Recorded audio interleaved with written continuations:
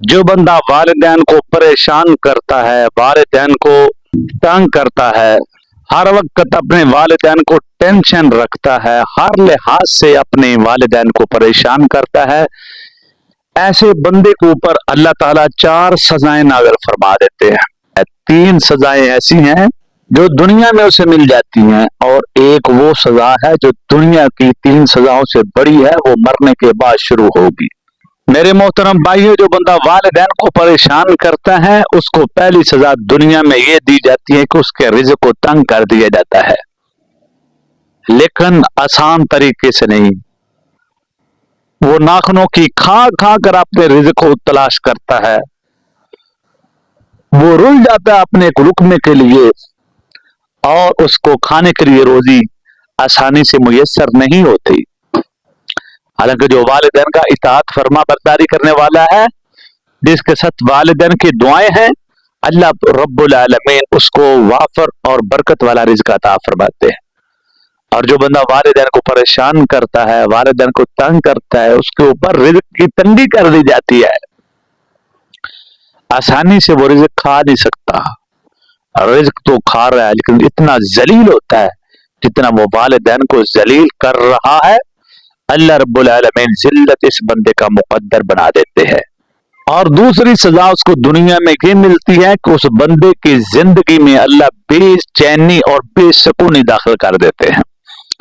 कारोबार में है, कारोबार तो है लेकिन सुकून नहीं है, चैन नहीं है। घर तो बड़ा खूबसूरत बनाया है लेकिन घर के अंदर सुकून उसे नहीं मिलता, चैन नहीं मिलता, आराम नहीं मिलता। सजा क्यों मिल रही है? वालिदैन का नाफरमान है। तो मेरे मोहतरम भाइयों, अगर चाहते हो जिंदगी में सुकून मिल जाए, इत्मीनान मिल जाए, चैन मिल जाए, तो वालिदैन का फर्मा बरदार बन जाओ, वालिदैन की इताअत करनी शुरू कर दो।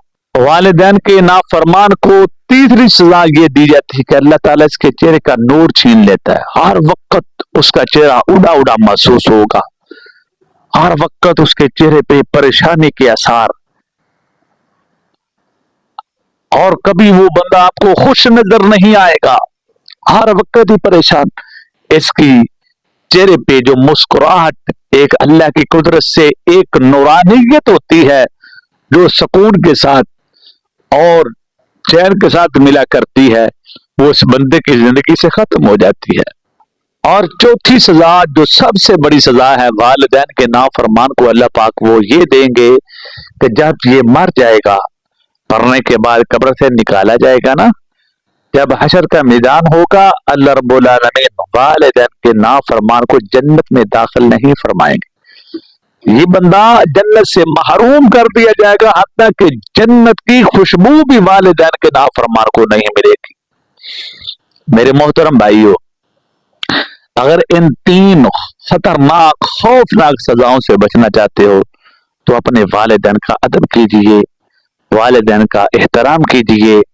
अगर आप इस तरह की मज़ीद वीडियो देखना पसंद करते हैं तो फिर आप इस चैनल को सब्सक्राइब करें, वीडियो को लाइक। अपना बहुत सारा ख्याल रखिएगा। अस्सलामु अलैकुम।